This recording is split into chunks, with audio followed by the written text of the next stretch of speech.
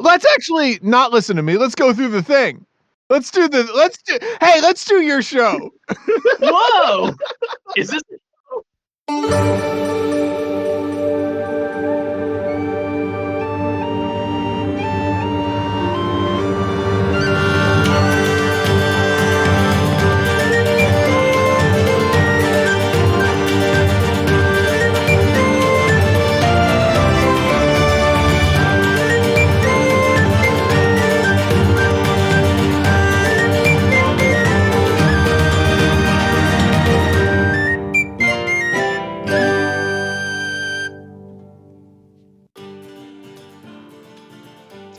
Welcome to Game Woven. I am Zadkiel Vasky Huff. My pronouns are they, them. You can find me on Twitter at Zadkiel in Green, Zadkiel in Green. Today, hey everyone. If I sound nervous, it's because I'm exceptionally nervous. Because today we are actually doing something that I've been wanting to do for a while. But before we talk too much about that, let's get to introducing the rest of here. So, hey, Lex, do you want to introduce yourself? Name, pronouns? Howdy, hey. You can call me they, but also my name's Lex Olden. You can find me at Call Me They pretty much everywhere. Sometimes with underscores. Figure it out. You can find me here at Game Woven. Almost always. Find them here I do at some other Game stuff, Woven. but those are a secret. And Rob. It's me. I'm Rob, sometimes known as Robbie Rolling. You can find me, but you should just find me here at Gamble. That's the thing that matters that I do. All right. And now, for the reason as to why I'm so fucking nervous, and incidentally, to our guest, swearing's allowed. Always a good thing to know ahead of time. But We do today, allow the fuck word. we do allow the fuck word. Today, we are going to be playing Oh Captain, My Captain by one James D'Amato, a descendant from the Queen game about a captain. Oh Captain. My captain, in fact. And so it is my absolutely baffling and astonishing delight to welcome the author of the game, James D'Amato. Hello. Hello, heroes. Thank you so much for having me on the show. I'm James D'Amato. My pronouns are he, him. You can probably hear me on other over the One Shot Podcast Network, where I formerly hosted One Shot and still host Campaign Skyjacks. You can also find my work on shelves of every bookstore you can imagine, as I write the Ultimate RPG series, and I tricked them into allowing me to publish a role-playing game this time around, and that's what we're going to be playing. So excited.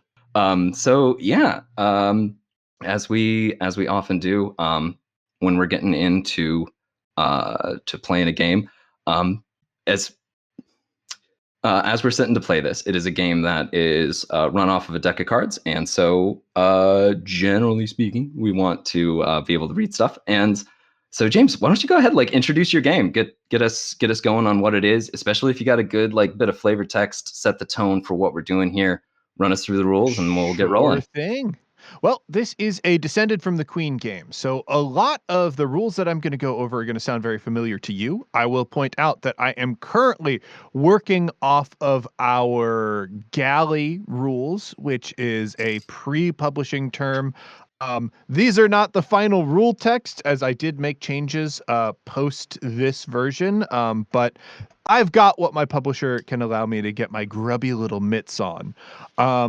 You will be able to notice, if you have read through Descended from the Queen products before, that the rules do sound slightly different or are presented in a slightly different manner, because we were trying to aim it at an audience that might not have the same gaming experience as folks who pick up their games at game stores normally. And part of that was determined by a committee, so I am very mixed on the results that we got. But let's go, champs. Oh Captain, My Captain is a game that tells the story of a crew on a dangerous adventure, led by a legendary captain, to get a mysterious prize. Players roleplay as crew members. They draw and answer prompts from the question card deck to tell their story on this adventure with their trusted captain. Players rely on their story-building skills to paint a picture of who the captain is, adding details with answers to question cards and follow-up questions asked by fellow players. If this is anyone's first time playing, read these rule cards aloud, taking turns in a clockwise order. We will not be doing that because of physical space and time restricting us. After you've read the rules cards, proceed to the story card deck and take turns reading clockwise. There's our first rule innovation. If everyone has played before, you can skip these detailed rules cards, but of course, we are going to read through them. Let's move on to card 2. Separate the question cards, ending cards, captain cards, X card, and place them within easy reach of everyone playing the game. Determine the desired number of question cards for the number of players and length of the game you'd like to play. Count out a stack of that many cards and put the decision card at the bottom of the stack. Place this stack on top of the rest of the question card deck, making sure all question cards are face down. This way, you won't be able to anticipate the exact ending time of the game or read any questions ahead of time. This game is set to take about an hour or less to play. The length of the game varies based on the number of players, number of question cards, and how many follow-up questions your group asked. Particularly invested and vocal groups may find fewer cards are needed to hit around an hour of play. But generally speaking, we recommend using 12 cards total for your group to hit about an hour. Take a look at the captain cards and decide if your group wants to use one of these as inspiration for the captain who will be the center of your game. Now, I do have art for the captains that I could show this group if screen sharing works in Discord, or we could just play without captain cards, depending on Screen how share you do want work. to Audio do it. medium. Mm-hmm. Yeah, exactly. Audio It is an medium. audio medium. So if we want to stay entirely theater of the mind, we can ignore this step, because alternatively, you can play without captain cards and let the questions and answers lead you in creating your own captain. So mild fuck you to our audience. I do want to see the art. That's fair. Okay. I want to see the art. I do want to see the art. Hey, That's true. Hey, folks! If you want to see the art, buy the game. You got to buy the game. Buy the game. Buy the game. Ooh, I like it. Rude. We've got them right where we want them now. And hey, I will- editor Bree, maybe don't have me say fuck you to the audience in the final edit. Well, who knows? They Well. could think that's fun and charming. It's either You gonna know? be that or a bunch of duck quacks, so we'll see. Editor's note, T.T. Benjamin ended up editing this, and I left it in. Let's see. Listen, just when you've need got your to- turn with the $20 that we're all passing around, buy the game. See the art. True, yeah. Mhm. That is the indie TTRPG space. It is. Yeah. I'm sorry, I'm just pulling it up. I realized I hadn't downloaded the galley to this computer. It is just a It's okay, it's PDF. okay, it's okay. It's all good. Yeah. Yeah, but you've explained to me your editor is a wizard, so I could have a wizard slightly frustrated with me for not being fully prepared. Oh and boy. that feels like a death sentence. Second editor's note, James D'Amato has done nothing wrong ever. All right, so as the rules would state in this situation, take a look at the captain cards and decide if your group wants to use one of these as inspiration for the captain who will be the center of your game. If you choose a pre-made captain card, put it face up in the middle of the table in view of all players and put all other captains aside. So Hot there's the lady, first hot captain lady, option. hot lady. The art for this game was done by Sarah Richard, who is a truly exceptional comic book artist who mostly does covers. But we got her for this game art, and I think a lot of it just came out. That's my truly grandpa. This character, what was like, I want you to make like a beefier master and commander at the far side of the world. That's legitimately my grandfather. That's him.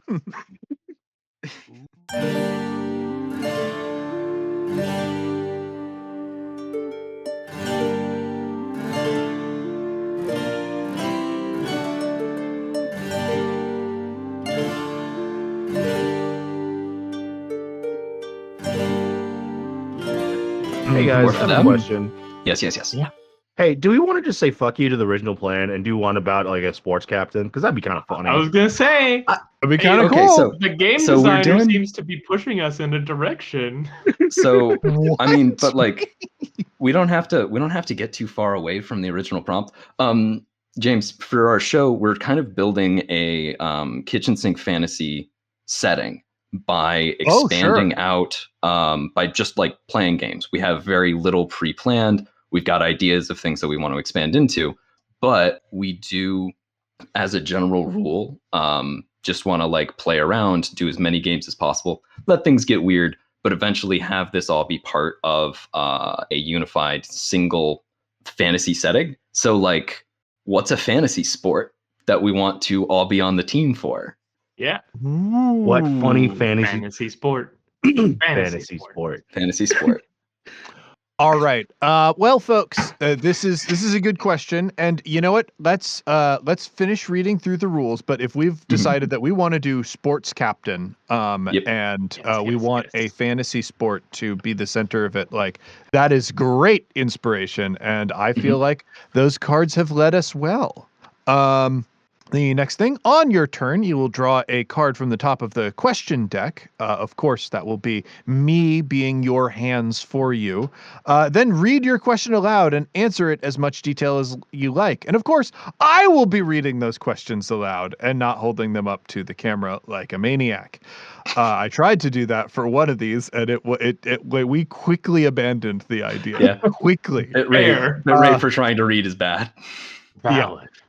Some of your answers will be simple, while others will inspire lengthy narration. The details you highlight in your answers will establish truths about your character, the captain, your relationship, and the world around you. Some will even establish relationships between your character and others on the crew. Once you've finished your answer, other players are encouraged to ask you follow-up questions and expand the details of your answer. They can ask leading question, but the truth regarding your character is always under your control. Once finished, put your used card in a discard pile before the next player draws a question card to continue. If you encounter a question that doesn't fit your character, or you would rather see one of the other players answer, you may hand the card off to someone else and say, "I'd like to see you answer this instead." That player can also elect to pass the question on. If no one at the table is interested in answering the question, you may simply discard it and draw a replacement card from the bottom of the question card deck. If someone does answer the question, skip their next turn and proceed with the turn of the player who initially passed. Each crew member should answer one question per round. If a question makes you uncomfortable for any reason, you may tap the X card to remove it from play. Obviously, as we are playing remote, we're just gonna say X. Any player can also do this, even for questions that don't appear on their own turn. If a card is removed from play, the player who drew the card initially draws a new card from the bottom of the question card deck. If a player mentions an uncomfortable or undesirable topic, any player can tap the X card. Play pauses so the second player can explain the specific topic they'd like to avoid with no explanation required. The first player simply changes their answer to remove the unwanted content. The heart of this game is in answering questions to make discoveries. Your answers will establish the truth of the story. Be curious, ask questions, and look for connections among everyone's ideas. This will tell you who the captain is, who you are, what the elusive prize is, and what the relationship of the crew is like. All of that will help you answer a final question that defines your story. Don't feel pressured to have immediate answers to your fellow crewmates' questions all at once. Let some ideas linger and develop throughout the game. Feel free to make bold choices and shift the game in major ways. Nothing is established about the character, captain, or crew until explicitly stated in a player's answer to a question. Even when using illustrated captain cards for reference, the captain's gender, appearance, and personality are ambiguous until they are established by a player in an answer. It is typical to end the game without giving your character or the captain a name. The most important thing is that you come to understand the complex relationship you have with your captain and crew. Additionally, though some details about the prize may be established during gameplay, your crew as a whole decides what the prize actually is at the end of the game. Players take turns drawing from the question card deck and answering prompts until someone draws the decision card. Following the instructions on the card, players vote by simultaneous gesture on what they believe to be the deepest truth about the captain. Based on the result of the vote, read the question on the corresponding ending card. Each player will then answer the question on the ending card, and once each player is answered, the game is over. And those are our rules. We do still have story cards to read together. Again, be read to you.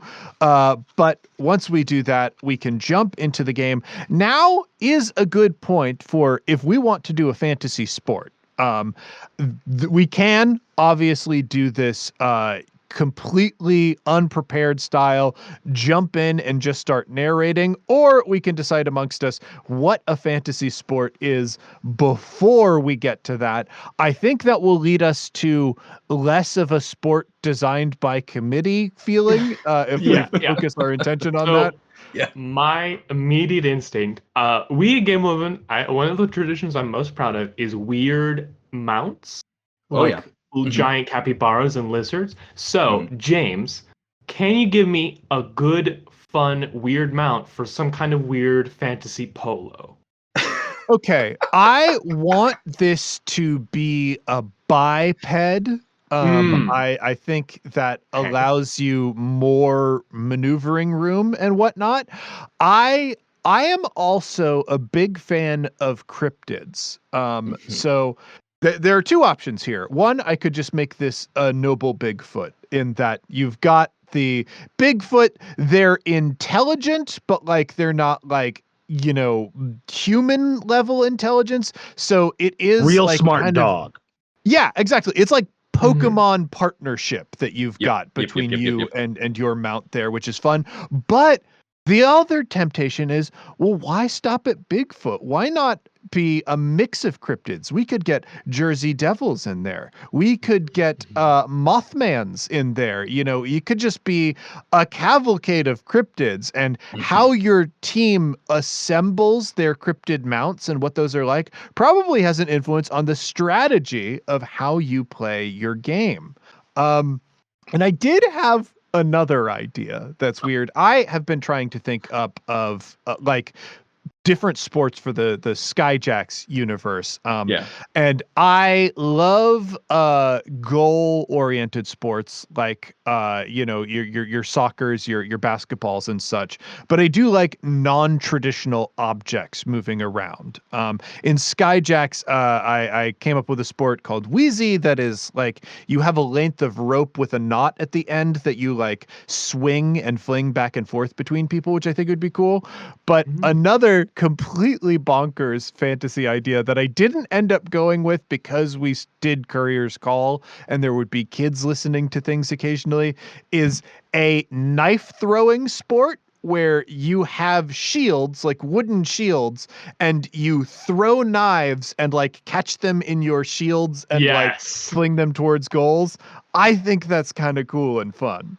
No, man. I need that. Just Okay.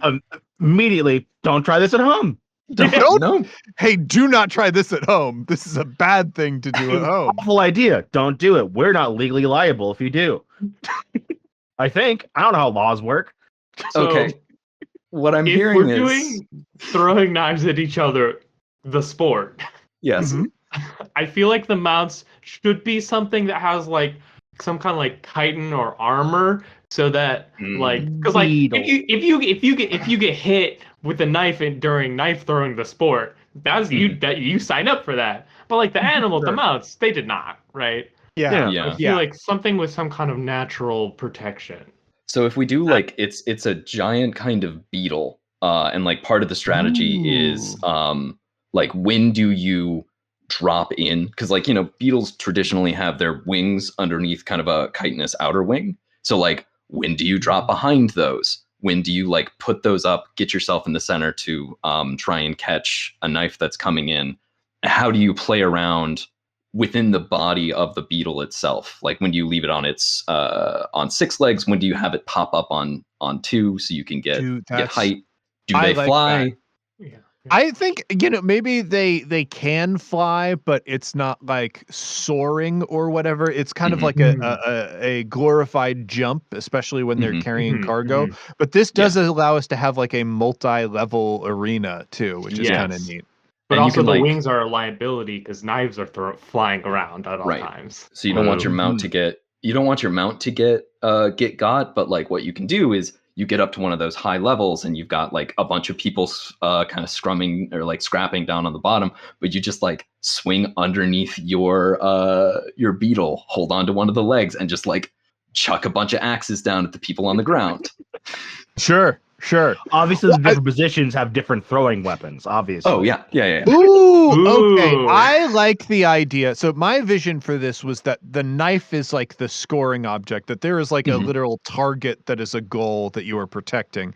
But I do kind of like that in addition to knives, you have clubs that you can like wail at each other to like try and mess each other up when you're taking a shot. Like people die. So that's great. Regularly. In my head, it's like because like the shield is like the catcher's mitt, right? Like if the knife or the whatever doesn't hit into the shield, then it doesn't count, right? So like the club is to knock the shield away, or like ideally like knock it off their arm or hand, it's all about like breaking the center of mass and like right. And like everybody comes in with like six knives in their club. Whenever you like, the reason that you want to be able to catch stuff on your shield is now you've got more knives that you can throw. Do we want to do like multiple targets? Many knives. I was gonna put my foot down that there has to be a multi-ball situation here. There can't just be one knife in my head. I thought that as well, but I was like, oh yeah, there'll probably be like 3 knives total in the arena. Everybody has 6 knives. There's so many knives. I do think we need multiple targets in that case. 6 Knives is the name of a amusement park. It has nothing to do 6 Knives. I mean, like 6 knives. Go ahead. So running thing in Game Movement is I have the dark ideas that people veto. So thought. The goal is each team has like a guy on death row, and the point is to kill the other guys. We're moving. I'm good. So we're inventing prison systems that are grimmer than real life. For sure. Yeah, I mean, which is hard to do. Truly. This throws this into the depths of the Undying Empire. So which we don't have to do. We can fully scrap that. I just had to say it out loud to make it go away. What if historically the game was played this way, but this is a modern incarnation of the sport? I was gonna say I like that we don't talk about the roots of if I remember correctly. Like people used to die in like old school lacrosse, and now it's like normal. I think this means that we have a character who does have like head to toe armor, who is a target. So everybody has a target on their team, right? And that's you got to protect that person. Yeah, it's been modified, but like that used to be. It's like, oh yeah, 1,000 years ago or whatever. Like this was just a person that they would execute through this blood sport, or whatnot. If they survived like 3 matches, they got to go free. But like that only ever happened like twice or whatnot. But now it's just they've got armor, and like this is a part of normal team composition. Fencing like hits situation. Yeah, it's like, there's a long tradition and debate. Probably they still do it for Bloodsport in some areas. It's just like not super common. And the main bone of contention with the whole you just have a guy run around and you try and kill that guy is it ruins the strategy. Like having one person who has their mobility low, it's less fun to watch the traditional version. The modern version is just a better version of the game. Nobody gets really good at it if they die in the process. True. You need to be able to make mistakes. Exactly. Which I think what I like about having a target person, like a dedicated target person in this, is that means if there are like small people, like small creatures or whatnot, they are probably like a highly prized, like, oh yeah, we've got like a halfling or a kobold as our target guy, right? Because it's a small profile, but there's like one orc who's amazing at it. They're like 8 feet tall, and they're like, oh yeah, I'm the best at dodging around. So canonically, we have yet to make like a little guy like species in the We setting. don't have a little guy species We yet. don't have a little guy species. So this could be the rise of the little man. Wow. Okay. Ooh, debut of the little guy. I like it. All right, we have the episode title right there. Debut of the little guy. Game Woven, Rise of Debut of the Little Guy. Also, Whole team of little guys. all right, Like that's the whole team. But anyway, I'm jazzed about this. I feel like we've got almost every detail we need about knifey throwy beetle sport. Yep. My only question now is: the captain the target, Ooh. or Yeah. are they the like lead beetle rider? I think they don't necessarily have to be. Like anybody on the field can be the captain, but maybe our captain is the little guy. You Well, I know what? feel like it I would think we can eventually discover that converge. as we answer questions. That's fair. That's fair feel too. like- Okay. I feel like that will tell us. Like we Great. will know, I think, relatively quickly whether we have somebody who's like, oh yeah, I always put myself in harm's way to protect Valid. other people, or I send people out to get hit Incredible. because I know who should be hit at any given moment because I'm the captain. Great. Well, with that, I am very, very excited about this sport. We are going to read through the story cards. Now, these story cards can be like, we are going to adapt this to our ideas. Some of this might be, heavily laced with metaphor. But you and your fellow players are part of a crew led by a legendary captain. Recently, your crew has fallen on hard times. You've taken losses, missed opportunities, and your resources are dwindling. Some have even begun to whisper about mutiny. The captain has emerged with a plan to claim a marvelous prize. They insist it will turn everything around and reward everyone on the crew beyond their wildest dreams. However, this prize requires a perilous journey to claim. The captain insists that to acquire the prize, they need to lead a small expedition comprised of a chosen few. You know that you have been selected for this group for one reason. The captain knows that as you depart on this adventure, you believe in them. Unless otherwise noted, play proceeds clockwise, and the player to the left of whoever is speaking now may draw the first question card and begin the game. So I am going to count out 12 cards. Now, did we want to go try to aim for longer than an hour, or is this also the sort of group that will ask a bunch of follow-up questions and extend the game? yeah, we'll extend the game. Okay. If you could tell from making the sport, we're Yeah. gonna That's just just how we be talk. going. Yeah. Like not even when we're playing games. That's just how we communicate with each other. Yeah. God. We don't know how to be concise. It's Not at all. a problem. All right. I've thrown a few extra questions on there, but we're mostly gonna stick near the 12, and I think we'll come in at a decent time here. Who wants to go first? It was to the left of the person, and I think kind of technically in the Discord call, the way you're sitting, I would be to your left, right? Okay. All right. Then we'll have you go first, So, Rob. I'll Rob? I'll jump into it. The captain has a tattoo that no one else on the crew has seen. When did you see it, and what does it mean? Ooh, okay. So this is a tattoo that wouldn't be visible during like changing room stuff. So that really severely limits location. So we've for me. established mixed all-nude changing rooms for the Well, setting yeah, obviously. in that, Yeah. which is perfect. Great. Which is perfect. Yeah, where else you I'm gonna just do it? saying. Yeah. Ooh, okay. You know what? I'm gonna do a little Zach. I'm gonna say that it's actually a tattoo that you normally can't see because it's like on their head, like on like normally covered by hair. Ooh. So I'm gonna say that let's say that I am in like upperclassmen, like older, whether we're in like a schooling like collegiate system. Choose it. Are we in a collegiate system? We're in like a collegiate system, like okay. Activity of this sport, and Six so Knives, I'm right. Like, maybe some of us have Six Knives scholarships. Who's to say?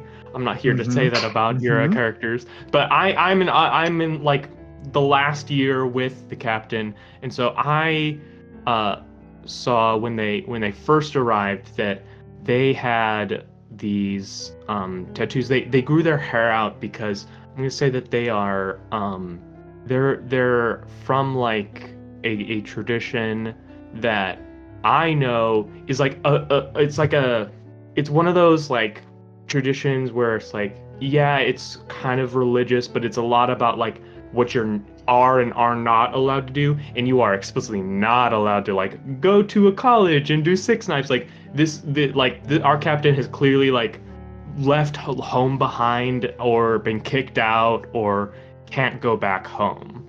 And so like like you can tell a lot of like being bald with like these tattoos is like a big like, oh, it's those people, it's those folks. So that's religious garb for them, or is that tattoo? Like that's how they identify themselves? Okay. Exactly. Is this religious or cultural? I think it's that thing that like it comes into both, where like their tenets are so strict that eventually they just kind of become very insular and have like their own little pocket communities around, because they don't really gel with like more traditional society. And based on that, is the captain here on a Six Knives scholarship? I don't think that they. I think that they weren't. They just like ran here, but they've earned the scholarship like after they proved themselves, right? Like they came here with basically nothing, and through Six Knives have gotten the scholarship. Did they sneak into the school? Yes. Okay. Yeah. So legally in like faked enrollment in the school, and was so good at Six Knives that they're like, okay, we'll give you the scholarship. 100%. As someone who doesn't know much about Amish, like something about that like pinged Amish for me with the like cultural religious small pocket thing.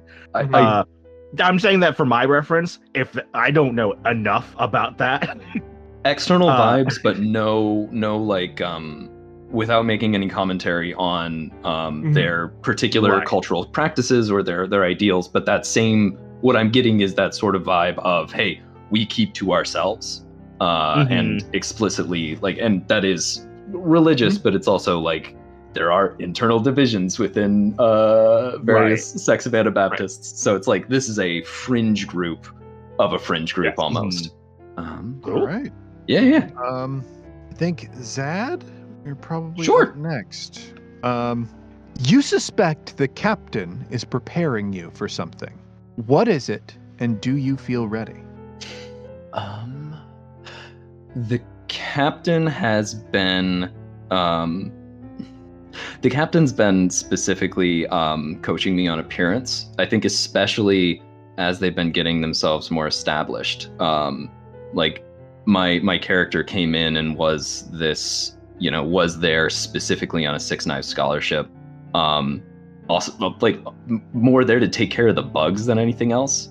But the captain was like, hey, here, why don't you try dressing like this? I bought you some new clothes with some of the stipend money that I have. This is how you talk to people. And I'm being groomed to not necessarily be like a face, but as a presence and a personality on the team, which is not something that I had ever considered, but is just like seems to be important to the captain for whatever reason, that everybody have a presence, is able to walk into a room. Like they spent an entire afternoon getting me dolled up, and then we went to a party together, and like rolled in like absolute champions, and I do not feel ready. I don't feel this is almost unnatural to me, but oh man, it's a rush. Ooh. So is this something the captain does for lots of people, or is this like a weirdly specific thing that they are doing with you? I feel like I'm a specific project. I think like the presentation of us as a team, of the crew together, is something that they'll take extra time to engage with. I'm getting a lot of special attention in part because I've got the longest way to go, and also like I asked him about it one time, and they were like, because you are like you're. I asked like, hey, why so much on this? And they reached out and brushed some hair away from my face and said, because you've always been beautiful, and I wanted to see what you looked like without all the dirt on. And turns out I was right. And then went back to applying makeup. So, side thought. Yeah. This is making me think that the school itself is somehow like, I don't know, like people in the school are gonna be in some kind of job or industry that involves being like a face, you know? Yeah. Like, what is that? Like officer training, military type stuff? I mean, Yes. a lot of like universities, in like older times, I feel like we're more towards like, you know, like military officers or like politics, you know, like finishing school kind of. Right. Yeah. So, but like, and instead of learning politics, if you learn presence, if you learn like it's media training for professional athletes.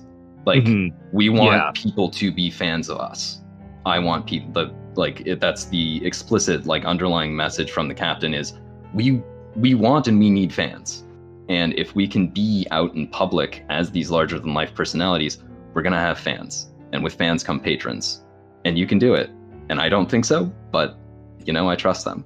Ooh, cool. All right, moving down the line. That's going to be Lex next. Lex, you and the captain share a terrifying enemy. What grudge does this enemy, or what grudge do you bear against the enemy? And why do you feel that you could never face them alone? So I think I'm gonna be a little guy. Yeah! Yeah. Just a small little guy. Maybe 1.5 foot tall little guy. Ooh, that's a little guy. Like a little guy. love Yeah. that. And I'm tall for my species. Like you're pushing 2 feet, and everyone's like, wow, Whoa. huge. This is stupid. My brain, the thing that came in my mind was like, just like a cat. Just like a normal cat. That's so stupid. Hold on, cat with thumbs, right? Like Because I'm so small. It's dangerous. Yeah, you do need to, I think, be able to, one of the rules for this is, like, especially in a fantasy setting that could have a lot of different species, is you got to be able to hold one of the knives in order to play. For sure. So, Sure. Well, you need thumbs. But like otherwise, just regular cat with thumbs. What kind of cat? I don't even like this like I said, this is stupid. My brain just went like, yeah, I'm real tiny and there's a cat that keeps trying to eat me. I don't like it. And the captain is just like allergic to cats. It's a problem. This is fully pointless. This is You're stupid. not the cat. The enemy is the cat. Enemy's the cat. Oh. Gotcha. Okay, but now that the cat is a cat with thumbs who's on a rival team. For sure. You know what? Ooh, yeah. Sure. And he's not like a cat person. He's fully a cat that just got thumbs. Yeah. Yep. Wizard did it. Wizard gave this cat Wizard did it. thumbs. Like, it was like I Those won them wizards. in a card game with the devil. Yeah. Right. He gave me guess it's supposed to, sentience like, and humble also me? human thumbs. No, I had the sentience from before, but for the thumbs, that's straight from the devil. Yeah. I'm a fascinating character, and this should be about me. Maybe the devil cat is like the rival team's target guy, goalie guy, Mhm. Oh yeah. Yeah. Mhm. and we just butt heads a lot.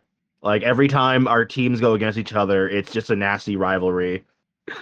Dude, like, tries to sabotage me off the field. Untied your shoes once when you were running past. Bastard. Impressive. That sucks. Fast. Like you were both running and somehow they untied your shoes while running past you. We'll fucking devil thumbs. Those devil thumbs the cat. So you are our target. You're our for sure, goalie, yeah, so to speak. Incredible. Our little barely under 2 foot little guy. Yeah. Incredible. I'll figure out what they look like later. I just definitely don't want them to be human looking. I don't want to be a human. Yeah. All about it. All right. The captain once professed a love to you. What was it, and why did you choose to keep it secret? I think it was... I feel like I have been on the team about as long as the captain was. I feel like we came in freshman year. So it seems like a lot of people have been here. At least 2 of us have been here from the beginning of the captain's journey here. And I think it was our sophomore year. I think somebody on the team got really hurt. Like really, really hurt. It was a situation where you're not like actual fighting is discouraged. A lot of like any contact can be between your bugs. They can kind of jostle each other, but they're not really allowed to swing at each other. And you are allowed to like mess with your opponents, but it is either through throwing like knives or throwing a club, and people are like geared up for that kind of thing. But there are edge case situations where I kind of think, you know, those beetles, are they like Hercules beetles or whatnot that have like the big horn? I was already thinking about those. Yeah. What if there's a situation if your beetles become locked, like if their horns lock together, there is a situation where you are kind of allowed to actually mix it up with each other. And it's heavily discouraged by the sport. Most people, like most divisions, are like now filing down some of those horns to prevent that from happening, but it can still happen. And when it does, like that is the most brutal, like slugfest type situation. And not only can that happen, but like, you know, probably like once or twice a season, this will go down because of all the regulations in place and things that you're supposed to do to avoid it happening. But it happens this time, and one of the things that you do when it happens is everybody is supposed to rush towards the event to like charge in and like hopefully jostle things free to prevent things from getting really, really nasty. And the captain charged in. And I think it was like the former team captain, like this other person who was the captain at the time, charged in, got involved, and their beetle became entangled. So it became like a 3-way thing where they brutalized each other. And our team's captain went down, like actually fell from the beetle. And because this other captain probably had a reputation for like taking things too far, like really fouls things up and whatnot. So it was this little freshman against this huge guy, and the person that we now know as our captain absolutely messed this person up, like sent them to the hospital. And I was sitting with them like after the game, like kind of a somber moment as we find out like, oh yeah, this opposing player is going to the hospital over this. And the captain told me that where they are from, they, contrary to popular belief, they do play Six Knives there. But the thing is, it's not something that is supposed to be seen in that place. It is something that is done in kind of like somber secret. And there, they don't file the horns of their beetles at all. and their targets don't wear armor. And I didn't know what to say to this because like that's kind of a wild thing to say. And like also I'm a freshman, they're a freshman. Maybe this person's just trying to sound tough, you know? And so I said, wow, that sounds like a pretty brutal way to grow up. And the captain just said, I love it. I miss it. And the captain and I have since, become friends. We've become teammates. We've been on this team together for a while. But I have tried to convince myself in the intervening years that was just bluster. That was just someone like trying to talk tough in like a scary moment. But I can't convince myself that, no matter how hard I try. And sometimes before a game, the captain gets this look on his face that is so very serious. And I hear an echo of, I love it. I miss it. Ooh. No, I love it. That's oof. All right. We'll move back around. Rob, you are responsible for one of the captain's scars. How do you feel when they tell the story? Ooh. You're getting all the body questions. I know, right? I mean, here, you know what? Let's build off. Let's say, it wasn't the former captain. It was me who, in that first like horn lock, that me and that like infamous captain from the other team, we're whose horns got locked. Okay. That first the captain was diving in to save you specifically. Yes, and I'm gonna say my character is not the like brawler of the team. Much more about the knife skills, right? Like, I'm probably like on one of the like a. You're in the culinary program. Great. Yes. This is just a way for me to work on my knife skills and get a scholarship, but. No, I imagine like I'm on like a smaller beetle, right? I'm not like on a big Hercules beetle, so like I'm not supposed to get locked up. And so I got knocked off, knocked off and messed up almost immediately. And I think that when the captain speaks of it, like looking at it from the ground up. Yes. Critically, and this might adjust your story somewhat, you are responsible for one of the captain's scars. Yes. So I think that when I got locked up and the captain came to do the thing you're supposed to do and like knock the beetles away from each other, I was so like terrified in that moment that I tried to like shoo his beetle away. Right, like be like, no, don't. Like I didn't want anybody to get near this opposing captain. I was too scared of them, and so but in doing so, the beetle like shifted and before it like righted and locked and that whole scrum happened, the opposing captain's beetle's horn got a gash into our captain. Okay.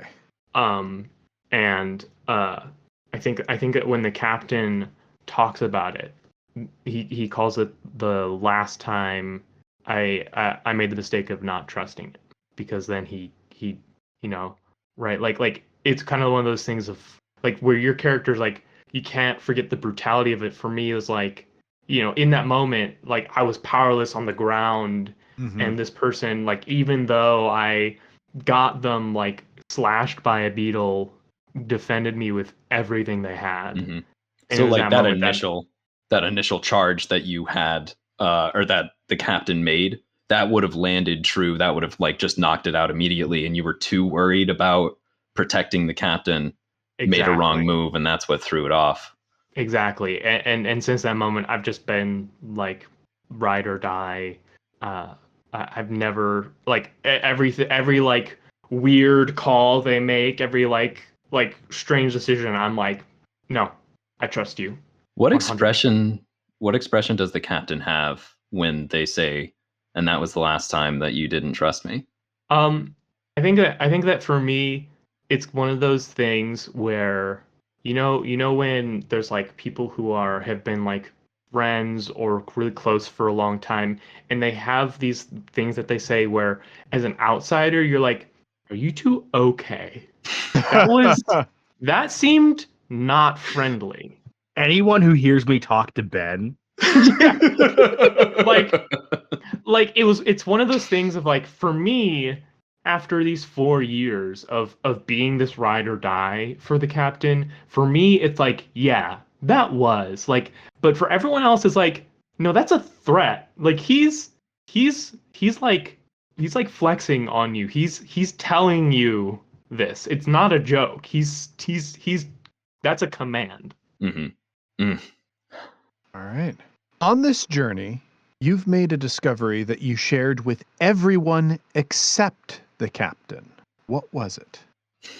I think as we were on tour, as we were on the road doing games, we were in a bar somewhere, and I'd like stepped out to kind of get away from all of the noise of it, and there was just somebody outside who had a shaved head that was covered in tattoos, and they were like, "Hey, you're part of that Six Knife team, aren't you?" And like said, "Here, let me show you something," and opened up, like pulled out a necklace that was strung with a collection of thumb bones. Let me know if that's a little too gruesome. And as they were going, like they're like, "Hey," and pointed to one, and it had the captain's name on it, and then pointed to like 6 or 7 more, and said, "Your captain's always had a hell of an arm and a good eye. I can't necessarily openly appreciate your work, but I'll be watching your success with great interest." And so like I had to, yeah. I think like I pulled you two aside. Like you two, when I got back in, I was fucking shook. And or like you three were the ones that I kind of came to and was like, why would this person have a bunch of thumb bones? What the fuck? Like, why is the captain's name on thumb bones? I don't know. Like, James, would your character have shared the story? I don't think they've ever talked about it to anyone before. That was just like kind of, again, if this was some freshman like mouthing off, especially to another freshman, I was just like, let them, have their embarrassing weeb speech that both of us are going to look back on and cringe in private. But like having this come to light, it does send a chill down my spine, and I'm like, I'm not sure. And it's one of those things where I think you tell the story, and it might even be, I don't know like what attitude you have in telling the story, if you're like, I just saw the craziest fucking thing, or if you're like actually rattled or whatnot. But like I probably get quiet after the story is told and excuse myself pretty early, because I'm just kind of grappling with truths that maybe I don't want to dig too far into. Here's the thing though. Like, here's the strangest thing.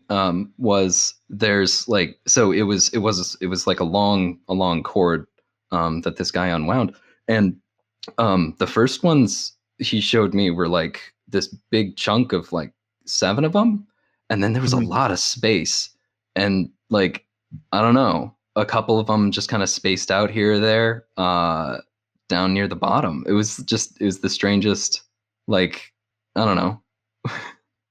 Big break in the middle. I don't know, like, around the time that you remember when the captain went off for a couple of months and like came back and was wearing a hat a lot last year. Like, I don't know. I think that, okay, Lex. What you got, Lex? The serial killer, and I love it. I think my character, once like, so I think my character would deflect a lot and like try and make light of this and like distract away from like this, and then in like a private moment would pull you aside and be like, that the captain has had a rough past, but we needed everyone's head in the game. So let's not bring any of this up. Okay. So I shouldn't. No. I shouldn't ask where the thumb bones get. Okay. Just Well. listen. Everyone comes from their own place. It's got their own path. Oh, here, definitely. Yeah. But it's complicated stuff, you know. Mm-hmm. I think adjust is the dress that the captain gave me. I think we gotta we're meeting with some folks, so I'm gonna head out and I'll see you at practice tomorrow. You know it. Yeah. I'll see you then. Yeah, I think my character's just kind of just like, hey, that's terrifying. I'm gonna pretend it didn't happen. Unfair. A lot of things look like thumb bones, you know? Those could be chicken bones for all we know. We don't know. Absolutely. We don't know. Yeah. Nobody here's in the medical program. I'm not a geologist. doctor. Those could be weird rocks. Those could just be weird rocks. They could be weird rocks. It's true. Ooh, Lex, the captain treats someone on this journey in a way that fills you with jealousy. Who is it? Oh no. So I think you've never shared the whole like the theoretical bloodlust thing with me, but no, not as of yet. Yeah, but I think I'm just like I have a theory of like I think I've just kind of noticed it, I think. And I myself also am a big enjoyer of violence. Ooh. And I've seen the rivalry that our captain's formed with some other like rival captain, and like the looks of I want to fist fight you in an alleyway. Why can't that be me? Oh. So like you like having people trying to kill you. Yeah, it's great. I love it. There is nothing more satisfying than the threat of violence. Have there been moments where like you're drinking together like after a game or whatever, like your blood starts to get hot, you look at each other and know that if you weren't teammates, if you weren't dependent on the fact that you're keeping each other in like peak physical condition, that you would have fucking thrown down right there and then? Sorry, I'm just imagining like, oh, stop it. We don't want to have to fight. We don't have to fight. I mean, unless you want to. You want to fight right now? Like we can, but like we don't have to fight. Just this like standing up on the table being like, yeah. Yeah, 1.5 foot tall Oh, little guy. that's right. Yeah, pint sized. Yes. I at some point decided I'm like a little angry lizard guy. Perfect. Like a gator little dude. Ooh, yeah. All right, great. I'm just gonna think of the little gator game. Little gator game. And I don't know why my hands are too big for my body, but they sure are. It's perfect. Florida man gator. Yeah, for sure. That's great.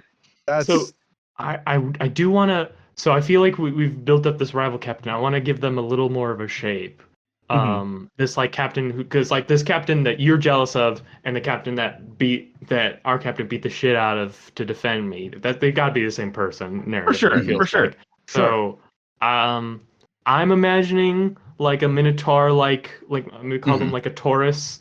Like a bullhead, like a bullhead, shaggy upper body, like big legs, 8 foot tall, giant bull person. Yeah. Rhino. Ooh, rhinoceros. Yes. I like a rhinoceros beetle. Yes, love that. Rhino person on a giant rhinoceros beetle. Perfect. All about that. Also thought this captain was captain in their freshman year. Like they've been on it. Yeah. Yes. They were not captain in the first month. They were captain in the third month. They beat the shit out of the like senior captain and just supplanted them right away. Yeah. Beautiful. Sick. Ooh. All right. What is something you've seen the captain do that you know should be impossible? Let's see. This is fun because we're also in a world with magic. Yeah. I think one night I got I partied a little bit too hard. Like, and this is, we've had a story with our captain. Like, freshman year, the captain joins the team pretty like fervorous, and like we do pretty well that season, better than I think our team has done in many seasons past. Sophomore year, I think, is a legendary year for our team. Like, we go to the finals, we don't win, but we go, it's amazing. Junior year, we don't even make the playoffs. Like, it's awful for us. I think the couple people graduated, which is tough. But I think junior year is like where our captain like legitimately becomes the captain. And throughout the year, there are commentators going like, clearly they weren't ready for it, or clearly they're not the leader type. Like, they're having trouble keeping the team in line and whatnot. Yeah. One of the games we lost because I went out drinking. I drank way too much and I was dog shit on the field the following day. We lose the game tremendously. I get off the field and like, what do? Your instinct is to like, well, I'm going to go to a party and bury my troubles in alcohol. And the captain says, you're not drinking tonight. You're not drinking for the rest of the season. And I was like, you're a child like me. I'm going to drink. You're not the boss of me. Shut the fuck up. If you want to talk to me like that, win us some games. I don't know. I go out to drink. And every time I go to take a sip that night, something fucking lands in my glass before I take a sip. Sometimes it's an acorn. Sometimes it's a rock. It was some lip gloss at one point. But like, I go to take a sip and like something lands in there. And at first I'm like, this is a coincidence. Then I'm like, somebody is fucking with me. But I look around and I can't see it. I don't know where it's coming from. But I do get frustrated and give up. So I go back to my dorm room. I grab my bottle of whiskey that I have, and I go to take a drink right from the bottle. And as I bring it up to my lips, as the liquid is about to touch my lips, the bottle shatters in my hand, and there's a knife embedded in the wall.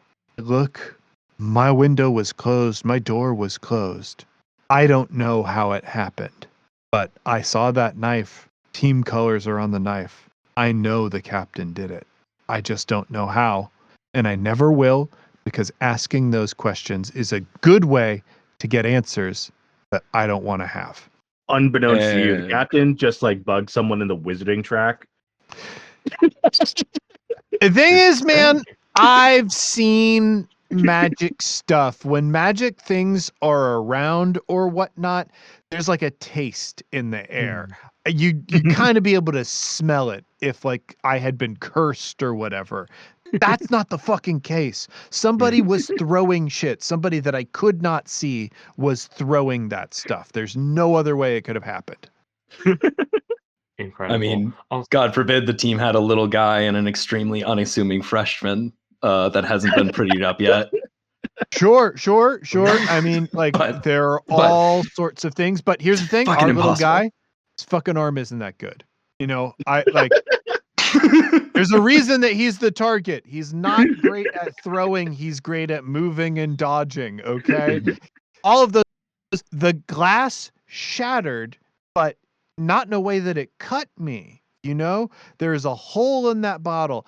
The captain is not going to send somebody to break a glass bottle that I am holding and it fucks up my hand for the rest of the season.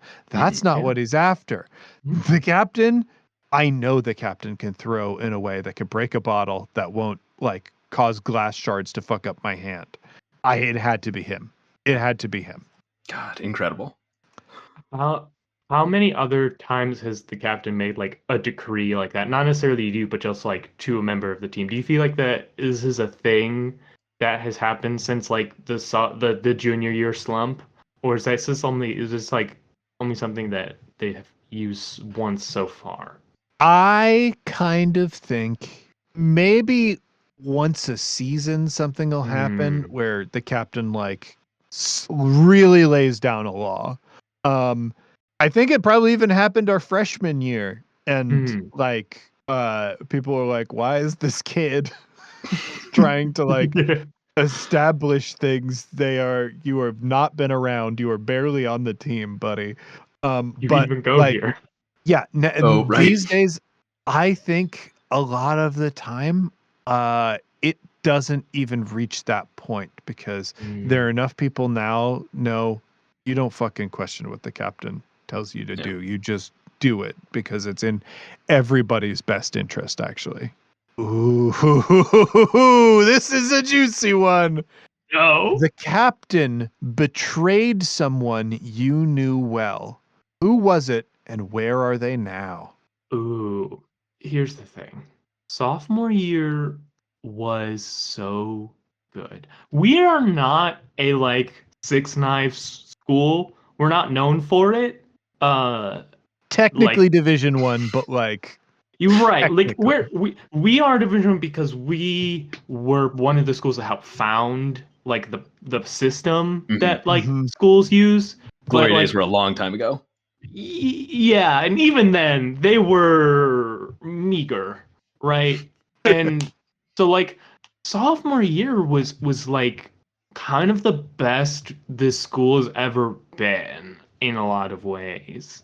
And you know, our captain was doing a lot of work to make that happen. And the captain at the time, right? The upperclassman who was nominally in charge of the team, they just didn't have the vision and the drive needed.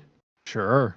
They were very like they were very set in their ways. They saw Six Knives as recreation, right? This was a way to have fun, and sure, you could win a game, but it's about the team, and it's about having fun. But we could be more than that, and the captain knew that. Now, you know, nobody wanted to just oust this upperclassman, make them no longer captain for this sophomore. I mean, that'd be crazy, right? So, I mean, it's real unfortunate that the dean had to get involved. There was some academic malfeasance by that upperclassman. Mm-hmm. They had to be expelled. They got caught using Really Chat unfortunate. GPT. They got caught having wizards cast spells to divine test answers. Can I this old captain, can I say, as like put this in, like that is the it's the second child of like a duke, maybe the third, like is connected to the local duke, old money, like just here mostly to make a name for himself, knows how to bully people. That's why he was captain to begin with. And like, Sure. It's a bad look to be involved in the ouster of somebody who is instrumental to local politics. And so nobody was really saying anything. Yeah. Here's this other part of the question. Where are they now?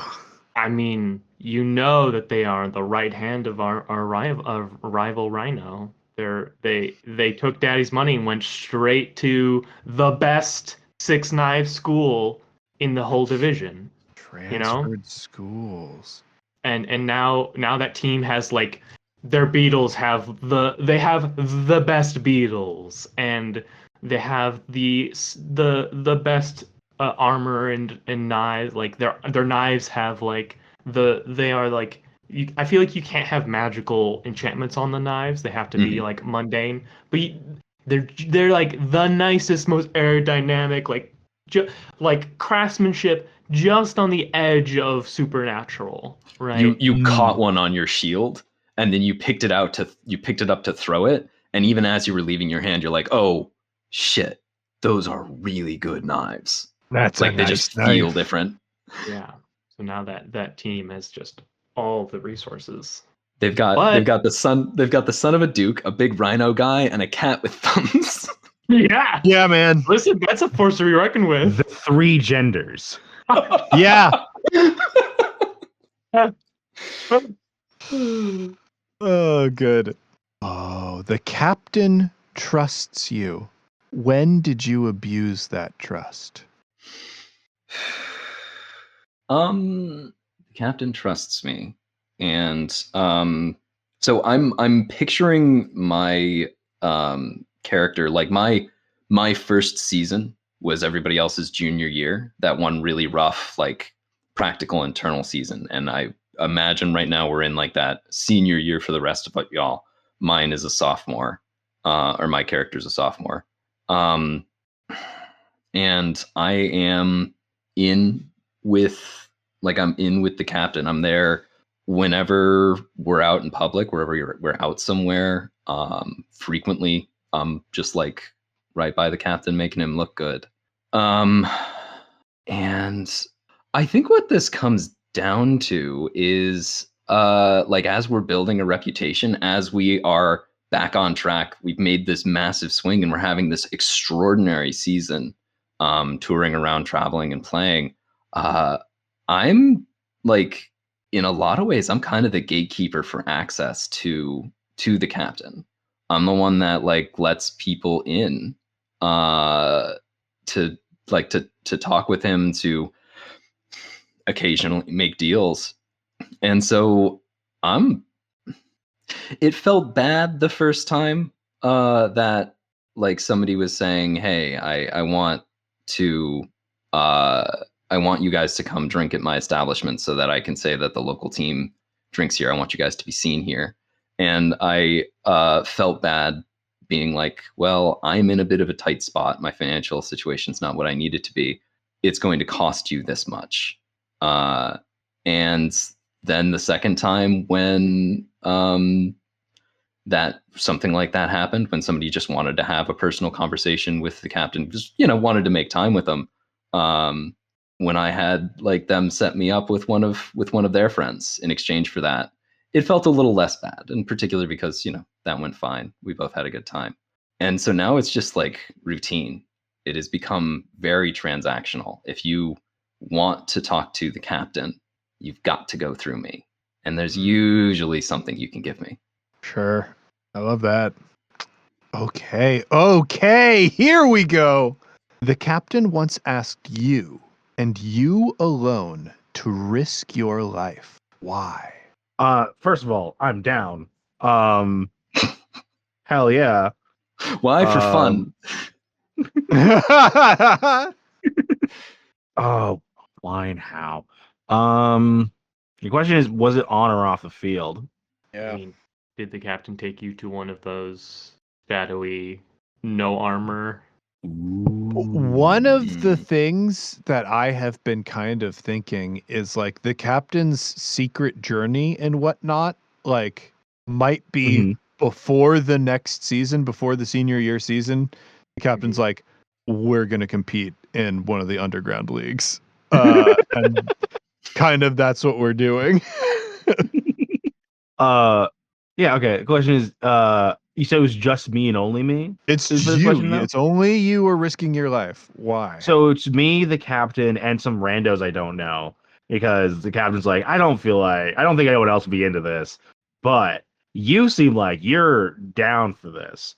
So I mean, for the secret journey group, we are all a part of that group. But based on the game. This is like kind of like his like pilot program. Like, okay, can I get you in on this? Because like maybe the other 3, like I've got my own plans for bringing them, but I need you if this is gonna work. I'll give you something. Maybe the way we convinced the rest of you to join was Captain and I did like sort of like an exhibition match with like some like like a pickup game. Sure. Pickup underground violent game. Yeah. The guy was like, yeah, you won't have any armor. If you get hit, you're gonna get hit. And I'm like, yeah, man, let's go. Because I think arguably I'd be the one most in danger on the field as like the target. Yeah, no question. Objectively. So the being like, hey, look, if they're willing to do it, what do you have to be afraid of? Wow. Yeah. Wow. Oh, that's good. I love that. I love that. I was like, hell yeah, violence, baby. And I'm just a little gator guy. Oh my god. And I feel like what were the consequences of that match? Like, did you get hurt? No, I'm fine. They're better at the game than they ever have been. Yeah.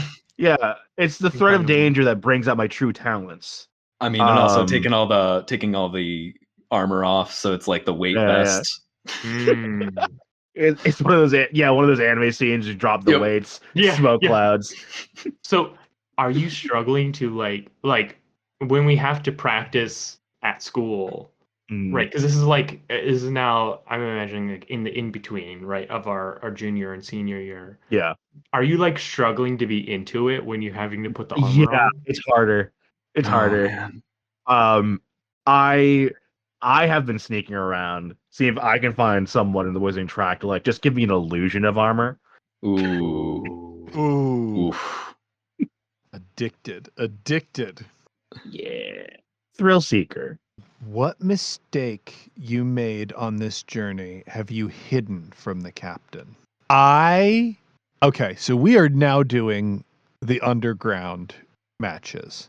Mm-hmm. I have been gambling on them.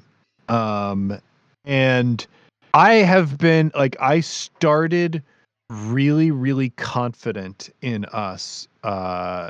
And I made a lot of bets on us, and like they did pretty well for me. And then I think I think I mentioned, did I mention being a scholarship student? I can't remember. I think so, yeah. Yeah. We'll say that I am, because we actually need money back home. And the gambling that I had been doing was very much, I am going to gamble and I won't have to worry about like buying meals for myself or whatnot. But it turned into, well, now you need to send money back home. And suddenly the pocket change gambling that you have been doing is not going to be enough for that. So I bet against us one night, knowing that I would like sabotage the team. And it's like one of those things, like ostensibly this is dangerous, but I kind of feel like our target is good enough that we don't have to worry about that. We'll just play the game, score the game as normal, but I'm not going to be at the top of my game. I'll slip up, whatnot, and it won't be a big deal. And I think the people that I was betting money with found out that I was on the team. And they're fucking furious that I tried to play them. So I just pissed off the wrong people. And so now I owe money and I can't gamble with anyone, and I don't have any money coming in from anywhere. So I have hidden this mistake from the captain for sure. Absolutely. Because I don't want the captain to know that I would sabotage the team. I'm embarrassed that I need to gamble for money in the first place. And I also put everybody at risk. I feel bad about that. So I've just hidden it from everybody. Oof. All right, last question before the decision card. The captain has a weakness that they hide from the crew. Why have you kept their secret? Ooh. Man, so juicy. I love it. So there's something about the relationship between this like kind of religious organization that the captain was part of and this game, right? Like why is this very like insular kind of dialed back society doing this? Like what is the connection there, right? And I feel like it's got to be about, this is the one time that you can like express those negative feelings, right? Like negativity and like violence and anger, like you can't release those things, you have this one opportunity, right? And we don't do it like under the sun. We don't do it in front of anybody. Is like a deeply shameful thing. And so I think the captain's biggest weakness is that like he loves this game, he's good at it, but he thinks that fundamentally that makes him a bad person. He doesn't like, this is a bad thing he does. He loves it, and he like can't imagine doing anything else, but at the end of the day that is a bad thing. Sees himself as a villain. Proud. Yeah, Right. He shouldn't be proud of this. Or I keep thinking of whenever we talk about like something hidden or underground for this. Ortolan, like the delicacy that you're supposed to wear a special hood to hide your shame from God while you eat it. What if these underground... yeah, it's a delicacy on Earth that like, it's like a songbird or something that like is supposed to be so decadent that there's a special hood napkin that you wear so that you can hide what you're doing from God because it's so sinfully decadent. And that's a real thing in our world. That's not made up bullshit. Yeah, you're just making up lore. Nope, that's just a real world thing. That's a real world thing. Yeah. What if these underground matches happen in spaces that the gods can't see?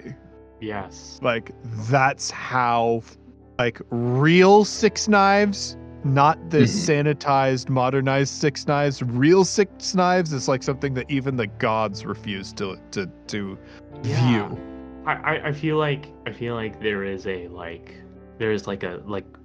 dark cultic ritual vibe to like underground Six Knives, right? They only take place during the new moon.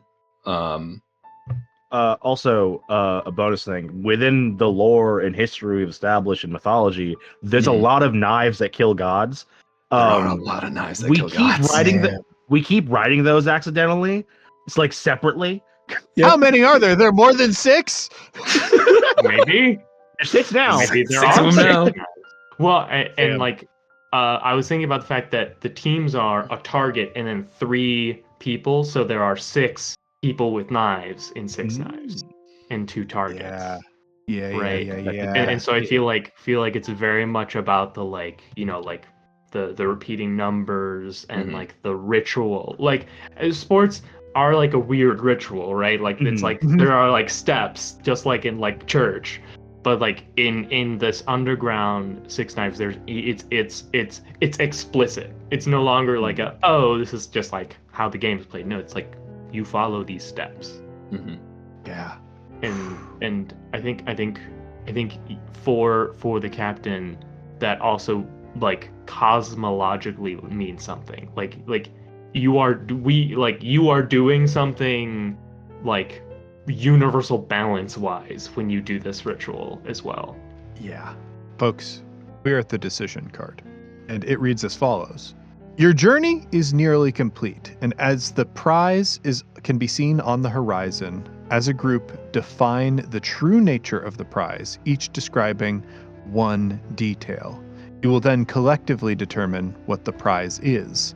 I kind of think the journey has us competing in this like off-season underground Six Knives competition that has been refining us into the best team we have ever been. Undoubtedly. I think the final match of this underground competition is played with Six Knives that can kill gods. I kind of think there are 6 magic knives that can kill gods in this arena that cannot be witnessed by the gods. I kind of feel like, and I don't know if the implication is that if we win, we walk away with those knives, but it kind of feels like maybe that's what's happening. Oh boy, that's a lot. Also, the enemy team has to be. Oh God, yeah. Yeah, the guys we've been talking about, right? Oh my God! Yeah, we can't not. You can't not. Division 1 college sports with like a cultic deicide theme to it. I love it. I think I mean, that is like that old captain is so fucking livid, was so fucking livid to be ousted that like this has become his singular fixation. By the way, like the kid's a maybe on his way to becoming a vampire, dad's a vampire. Like I'm just gonna like slam that in. Sure. Undying Empire run by vampires.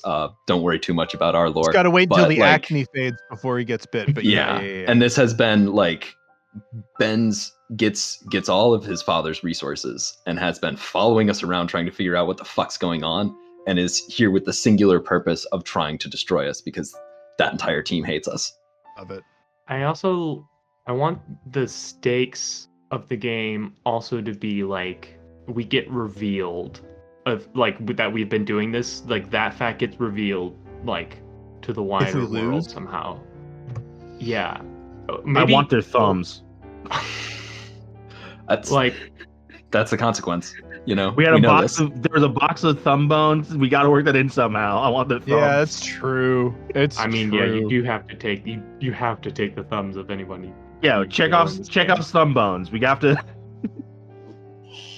We can't just let that not have any. You're absolutely no. You're totally right. You're totally right. I think we're playing for thumbs on this one. Playing for thumbs. I feel like there was an earlier version of this game that I had heard you play, and the final question was, "You're sailing into the mouth of hell. Do you follow the captain?" Was that the old? This is the decision card. We're defining the prize right now. Gotcha. The prize seems to be 6 knives that can kill gods, assured secrecy of your participation, and you get to leave with your thumbs. So, yeah, those like pretty wild. But once we have defined the prize, we are about to vote on what we believe the deepest truth of the captain is. And that will lead us to the specific ending based on our opinion of our captain. Yeah. So yeah, we've defined the prize. The prize is winning this underground competition, it sounds like. We get secrecy, we get thumbs. Is there one more detail that you wanted to add, Zad? I think that the captain has concocted this whole process as a ritual, and the outcome of this game is going to be his specifically, but it is going to be his apotheosis, with all of us coming along with, as he just like executes this ritual to gain these phenomenal powers. That's why the appearance and the creation of the cult was so important to him. Like building a fandom, his aspirations are not just to win a game. It's not just to have these knives. He's looking to play on another level, which is why we need 6 knives that can kill other gods. Yeah, he's looking to ascend. Okay, I love this. Ascendancy for our captain is the other element of this prize. So also now the implication of the knives part, that this isn't just like a local thing. Like this is like a world global thing in the making. That like people had to go around collecting these knives for this or whatever. I think it's the same 6 knives every season, right? Yeah. Like this is how the knives are like move about the world. The knives must always be under someone's care. Yeah. Yeah. And it's like the kind of thing of you can't have the knives unless you've won this game. Yeah, and I think like the captain is explicitly breaking the rules, or is trying to, like, this is a tournament that only takes place every 100 years, something like that. But like this is an attempt to change things. Oh, interesting. Okay. All right. Before we move to claim the prize, we vote on what we believe the most important truth we have learned about our captain is. If you believe the captain is strong or wicked above everything, you will vote with the thumbs down. If you believe the captain is weak or foolish, you will vote with your hand flat. And if you believe the captain is wise or righteous, you will vote with a thumb up. In character or out of character for this question? This is, I think, out of character. I mean, like, truly, it's however you want to do it. However you want to vote, it will determine the ending of the game. There are different ending questions depending on what we think of our captain. So hold out a fist and be prepared to vote. 3, 2, 1. Okay, we are completely tied with 2 people voting thumbs down that the captain is above all strong or wicked, and 2 people voting thumbs up the captain is wise or righteous. In this scenario, let's see if there is thumbs down have the majority. Yes, and if there is no clear majority, we will read ending 4. Ooh. Exhausted and nearly broken, you claim the prize. It is more wondrous than you imagined. The captain says, "This is a taste of what could be yours. You will have to sacrifice what you hold now and follow me through hell and back to claim the rest. Do you choose to keep going?" I don't know why I kind of want my character to have died in that match, but that would have made me lost. Maybe it would. I mean, apparently you can go through these matches without the target dying, because I was planning to throw one and I don't think I was planning to kill you to do that. Fair. So you could have died and we still won anyway. I mean, if that like, is what if you maybe like. both targets die, there's like tiebreaker things there, right? Auto finish. Yeah, do we think we have the stomach to kill a cat with thumbs? I do. Oh, absolutely. I The captain Our demands captain it. does too. Yeah. Yeah. Who?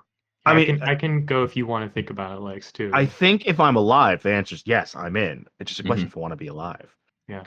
Here, I'll go to bat first, and you can think about what you want to, whether you are alive or not.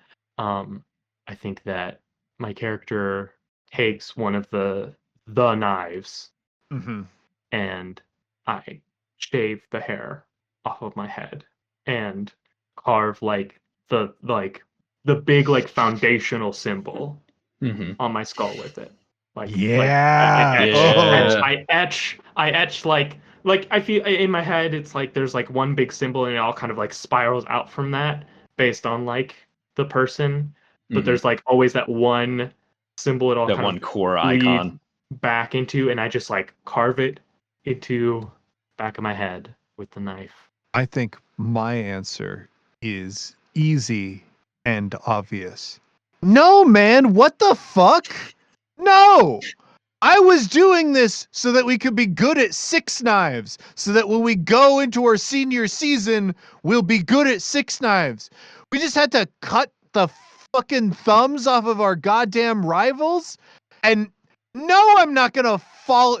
Hey, I will see you day 1 of training for senior year. And if all of you are there, I guess I'll fucking see you there. And if not, good luck with whatever this is. Fucking creep shit, bullshit, fuck off. I do take one of the knives, hopefully to sell it to settle my various debts. But that's my character's plan. Whether or not they make it, I have no idea. I think you turn to walk away, and as you get outside of the stadium, my character steps out of the shadows and says, I think you have something that belongs to us, and I think you've also got a problem that we might be able to help with. I know that you want to clear that little bit of nasty business up for now, but here's the thing about problems is you have them today, you solve them tonight, and you wake up tomorrow morning and you've got a new one. And what if we could make your worries go away forever? I think I look at you like I'm just fucking tired. And I go, are you saying that if I don't do your freak shit, then you're just gonna make my debts keep following me around? Well, no, right away with the way you said, well, that's absolutely your fucking plan.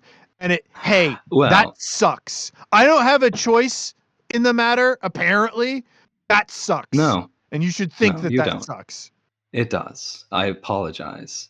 And you can either come with us to a place where your debts can't follow you, or I'll send you there. Man, what the fuck ever. Fuck you. Fuck the captain. Fuck everybody else on the team. He says this as he's like rolling a cigarette or whatever. And just goes back inside, I guess. And I think like my character kind of like says, "Oh well, see, that's not so hard, is it?" And slides in and like puts an arm around your waist and throws your arm over my shoulder, and we Don't touch walk me. back in. That's not what this is. That's not the attitude that we have. It could be. We can do anything we want now. We have the knives. Onward and upward from here. Absolute weeb shit. Absolute fucking weeb garbage. And I should have known. Should have known from that first day. Well, sometimes you get a little bit too far down the road. You walk down and I'm staying there, freshly shaved head with blood pouring Yeah. down the back of my head. And I'm just like, so good to have you back on the team. Weeb shit. I'm not doing that weeb shit. We'll get you there. So I'm in. Lex, are you in? Yeah, it seems like I think this is when James's character notices that I'm just dead. Hey, why are they dead? Why is our fucking target dead? Hey, quick question. Why are people dead? Well, It's just like slowly zooming out Sure. on whatever fucking cult scene we've got I like- going. I look at the captain like for permission to answer, and I get like a nod, and they turn. Well, if the team was complete, then in 100 years we have to rematch, and we could lose the knives. Mm-hmm. What? Is the implication that when you walked outside, you all stabbed me to death? I don't know. Is that what you I want? guess so. I think so. So funny. And my character's like, hell yeah, I'm down. Go for Oh it. God! Try Oh it. my God! This is what they So wanted. messed up. I love it. Hey, why am I the only one who it's like I'm going to fucking college? Like all of you. Because I kind of feel like the attitude and the energy that I'm bringing is very different from the rest of the fucking group. Yeah, but you got a hell of an arm. Got a hell of an arm. God. Hell of an arm. Well, folks, that's Captain My Captain. Holy shit. What a Incredible. I love how a lot of that came together in like the last like 5 minutes. It's like, oh no, we're gonna go kill some goddamn gods. That's what's gonna happen here. I mean, we're going to hell. I have a personal hit list as a player. I know who I would send these assholes after, but like I guess that's just I because guess that's true. If you got stabbed to death, we're going to hell. Like from the text of the card, like that could be interpreted. We're just gonna take you out, I guess. Oh hell yeah, dude! I'm totally down. Ah! We'll see you in a couple of minutes, man. Don't worry about it. Wow. Any closing thoughts, anybody? Snipes is an Alright, incredible sport, and it's so good for team building and hand-eye coordination. It should be taught Absolutely. in every school in the Well, country. And there's like that the whole process of like a beetle husbandry is a good way to get kids interested in entomology. Like it's Mhm. perfect in It's so many each ways. responsibility and Absolutely. Got to take care of your own follow bug. through. Mhm, mhm. We True. got him. Excellent work, Ooh. everybody. So yeah, So I like am this seeing is, stars right now, just to clarify. and yes, I mean we've been seeing stars this whole time. James is right here. Anyway, Oh. game is still like just to kind of ease into final plug stuff. When's the official release? When are we able to get it? How are we able to get it? Of course. So you can find Captain My Captain on shelves September 22nd of 2024. You can pre-order it right now. You Mhm. can go to bit.ly/ocaptain or bit.ly/mycaptain. It's It is, you can go to bit.ly/ocaptainrpg or bit.ly/mycaptainrpg. There you can find a list of online retailers or order directly from the devil himself if you prefer to do that. But that'll be available everywhere books are sold. So major brick and mortar retailers, and of course your favorite indie brick and mortar bookshop or friendly local game store on September 22nd. Yeah. And for that O Captain bit.ly link, is that just like letter O or OH Captain? OH. OH Captain RPG. Awesome. And also just like on a personal note, like James has actually somehow managed to con a major publisher into putting out one of our games. I think it behooves all of us. It's something I'm asking you specifically, listener. Hey, listen to me. If we can demonstrate that this works, that this is viable, we've got that $20 we've been passing around for the last 15 years. It could maybe get as high as $25 someday. Whoa. So, yeah, I will say a not like a transparent thing that I've been trying to do with this. If this does work, then Simon & Schuster will probably be interested in hiring other game designers to do this. And they do pay royalties on the games that they make with you, which is pretty key, pretty important for survivability and authorship. So definitely please consider doing that pre-order, because that also signals to them and other retailers that this is a successful product, which determines how much money they're putting into marketing, how many copies retailers are ordering, all things that can down the line affect the health of a product like this. Yes. So absolutely, this is like important on an additional level. And I thank you so much for joining us. God damn. I had an absolute blast. I'm looking forward to your setting and all of the weird stuff that has been added to it right here. It's a little bit of weird stuff. I think we might have a hell now. We have hell now. This is the first canonical mentioning of hell. Well, and I'll point out that it could be metaphorical when we say hell, but it can also just be hell. You know, that's the fun thing. Could be. Who's to Absolutely. Say? Alrighty. And yeah. What do we normally do at the end of these? I haven't hosted in a hot minute. Well, that's an episode of Game Woven, gang. Thanks for watching. You can find us at the places we mentioned at the start. Rewind, I guess. And, you know. And that'll be in the outro. Our Patreon. Do that. No, that's all like the canned outro. You're right. We have a canned outro. Yeah, we have a canned outro. That's why. What are we doing? Yeah. We've been fucking around for a little bit here. We love you. Drink water, take your meds, and remember, always pee after sex. Always pee after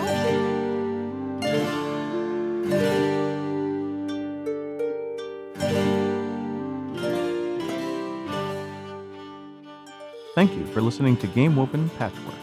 This was hosted on both the Patchwork and main Game Woven feeds because we wanted to help James D'Amato promote his new game, O Captain, My Captain. Please, please, please, please go and pre-order O Captain, My Captain at the link provided in the description. If you're here because you're hooked on Game Woven and wanted more, thank you. If you're here because it caught your eye but you're not familiar with Game Woven, hop over to @GameWoven on Twitter, find us on World Anvil, or check out the Game Woven podcast where we have tons more content just like this. A special thank you to Rob, Zad, and Lex from the main cast, and of course our special guest from the One Shot Network, James D'Amato. Thank you.